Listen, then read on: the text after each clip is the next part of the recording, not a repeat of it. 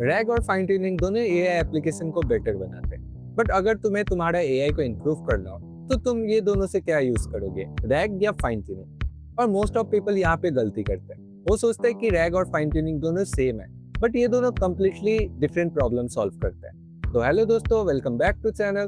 आज के वीडियो में हम लोग समझेंगे रैग और फाइन ट्यूनिंग किस प्रॉब्लम को सॉल्व करते हैं और तुम्हें कौन सा यूज करना चाहिए तुम्हारे एआई एप्लीकेशन। तो चलिए वीडियो स्टार्ट करते हैं।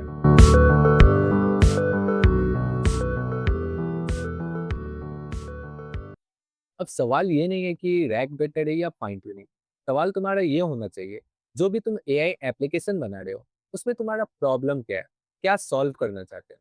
जैसे हम लोग को पता है जो एलएलएम होते हैं उसका प्राइवेट एक्सेस नहीं होता है, लाइक प्राइवेट डेटा जितना भी होता है हम लोग का उसका एक्सेस नहीं होता है। अब मानो लाइक यूजर जब क्वेश्चन पूछता है what is our leave policy, तो एलएलएम क्या रिस्पॉन्स करेगा, I don't have access to your company documents. तो अब इधर क्या प्रॉब्लम है और तुम्हें क्या सॉल्व करना है, ये सवाल आता है। अब सपोज लाइक तुम्हें एक कंपनी के लिए एआई चैटबॉट बनाना है। अब एआई चैटबॉट तुम ऐसा बनाना चाहते हो जो कंपनी का प्राइवेट डेटा, एचआर रूल और पॉलिसीज के बेसिस पे एम्प्लॉय को आंसर करे।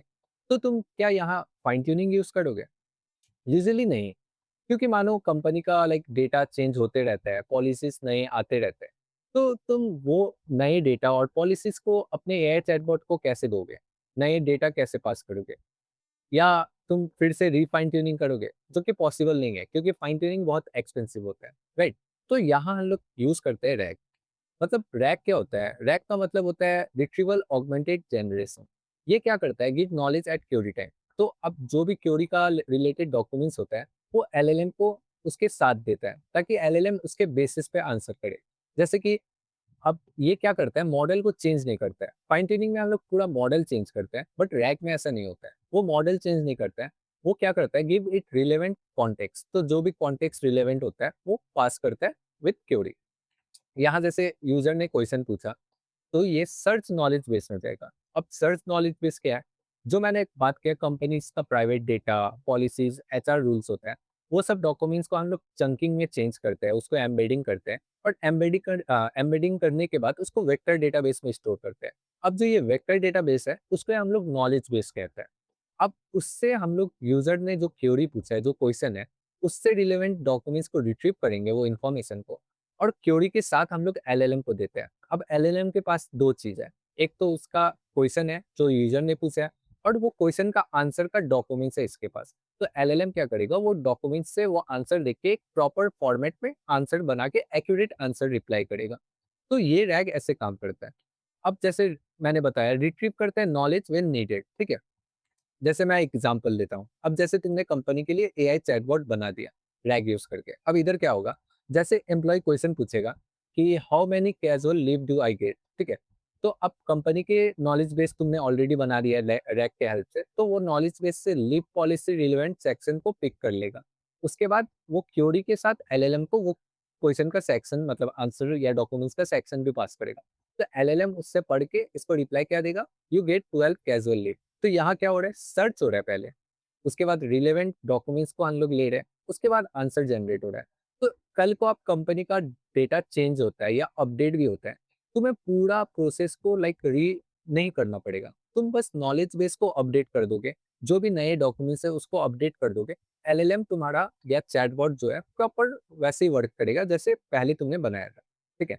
बट यहाँ फाइन ट्यूनिंग में दूसरा अप्रोच फॉलो होता है। अब फाइन ट्यूनिंग कैसे अप्रोच फॉलो करता है वो समझते हैं। फाइन ट्यूनिंग में हम लोग क्या करते हैं, चेंज द मॉडल इटसेल्फ। जैसे मैंने बताया, फाइन ट्यूनिंग में मॉडल पूरा चेंज होता है। मतलब train the model on example to specialise its behaviour. तो फाइन ट्यूनिंग हम लोग तब यूज करते हैं जब हम लोग को कोई स्पेसिफिक डोमेन या कोई पर्टिकुलर फॉर्मेट में रिप्लाई चाहिए होता है एलएलएम का, और ये बहुत एक्सपेंसिव होता है कंपेयर टू रैग, ठीक है। अब ये क्या करते हैं, हम लोग का बेस मॉडल हो गया, ठीक है। बेस एलएलएम मतलब कुछ भी आ सकता है इसमें, चैट जीपीटी, जेमिनाई, क्लाउड, ठीक है। तो सब आ सकता है। बेस एलएलएम हम लोग एक तो लेते हैं, उसके बाद हम लोग उसको ट्रेन करते हैं ट्रेनिंग डेटा सेट में। एग्जाम्पल क्या हो गया, अब मैं एक एग्जाम्पल लेता हूँ। जैसे हम लोग एक कस्टमर सपोर्ट एआई चैटबॉट बना रहे हैं, ठीक है। अब नॉर्मल एलएलएम को अगर कोई यूजर पूछेगा कि मेरा प्रोडक्ट या मेरा लाइक प्रोडक्ट जो है 3 दिन डिले है, ठीक है। तो नॉर्मल एलएलएम अच्छा रिस्पॉन्स नहीं करेगा। बट वहाँ कोई ह्यूमन बीइंग रहता कस्टमर सपोर्ट में, वो बोलता अपना आईडी भेजो मुझे, प्रोडक्ट आईडी, तो मैं चेक करके बताता हूँ आपका प्रोडक्ट कहाँ है, ठीक है? तो वही आंसर और क्वेश्चन एग्ज़ाम्पल्स में हम लोग पास करते हैं, ठीक है? फाइन ट्यूनिंग में। इसके बाद इधर क्या होता है, वो एग्ज़ाम्पल के बेसिस में ये ट्रेन होता है और ये क्या करता है, पैरामीटर और वेट्स को अपडेट करता है, ठीक है? उसके बाद जो हम लोग को मॉडल मिलता है, वो स्पेशलाइज़्ड मॉडल होता है। मतलब फाइन ट्यूनिंग में हम लोग अपडेट कर देते हैं मॉडल का पैरामीटर। ये बहुत टाइम टेकिंग भी होता है, एक्सपेंसिव भी होता है, ठीक है? ये बार-बार किया नहीं जाता है, लाइक ज़्यादातर एक बार कर देते हैं इसको फाइन ट्यून, कोई भी एलएलएम को, क्योंकि बहुत एक्सपेंसिव होता है। अब इसका एग्ज़ाम्पल समझते हैं, ठीक है? अब सेम मॉडल है, डिफरेंट बिहेवियर, ठीक है? अब जो हम लोग का पहला मॉडल है, बेस मॉडल, ठीक है? उसको फाइन ट्यून नहीं किया है। अब यूज़र पूछता है राइट अ प्रोडक्ट डिस्क्रिप्शन। अब वो क्या देगा, जेनेरिक रिस्पॉन्स, मतलब ग्लोबल रिस्पॉन्स। कोई भी एलएलएम को पूछोगे, एक फॉर्मेट में आंसर देगा, मतलब कि कोई भी लाइक डिस्क्रिप्शन लिख के देगा, ठीक है? बट तुम जब लाइक एक एलएलएम को मतलब फाइन ट्यून कर दोगे, तो सेम क्वेश्चन अगर पूछोगे तो वो क्या करेगा, ब्रांड स्पेसिफिक होगा वो। ब्रांड मतलब स्टाइल, फॉर्मेट, टोन उसका एक स्पेसिफिक फॉर्मेट में होगा। जैसे कोई क्लोथिंग ब्रांड है, ठीक है? वो आप थोड़ी ना लाइक दूसरा रिस्पॉन्स चाहिए, उसको ग्लोबल रिस्पॉन्स नहीं देना है, चैटजीपीटी जैसा सब पीडीएफ ऊपर है। वो क्लोथ से रिलेटेड आंसर देना चाहता है, राइट? तो उसको लाइक क्लोथिंग के डोमेन के हिसाब से फाइन ट्यून करेंगे। तो वो हिसाब से हम लोग फाइन ट्यूनिंग भी करते हैं, ठीक है? अब मेन सवाल आता है, तुम कौन-सा चूज़ करोगे? तो ये सवाल तुम्हारे एआई एप्लीकेशन में ही है, तो तुम्हारा प्रॉब्लम क्या है? अगर तुम्हें लाइक न्यू और प्राइवेट नॉलेज को एक्सेस करना है, तो तुम रैग यूज़ कर सकते हो, ठीक है? बट अगर तुम्हें कोई स्पेसिफिक बिहेवियर या टास्क लाइक चाहिए या फॉर्मेट में रिप्लाई करना है, तो तुम वहाँ फाइन ट्यूनिंग करोगे। मतलब कि कोई लाइक कोई ब्रांड के लिए तुम एआई चैटबॉट बना रहे हो, कोको कोला हो गया या पेप्सी हो गया या क्लोथिंग ब्रांड हो गया, ठीक है? उसके हिसाब से एआई चैटबॉट बना रहे हो, तो उधर फाइन ट्यून करोगे।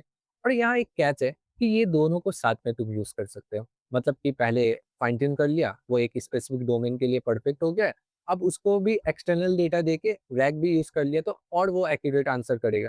तो ये दोनों को साथ में भी यूज़ कर सकते हैं हम लोग। तो सवाल ये नहीं है कि आप कौन-सा यूज़ करिएगा, क्योंकि दोनों में दोनों ही बेटर है। बट सवाल ये होना चाहिए कि आपका एआई एप्लीकेशन क्या लाइक प्रॉब्लम सॉल्व कर रहा है? क्या आप प्रॉब्लम फेस कर रहे हैं?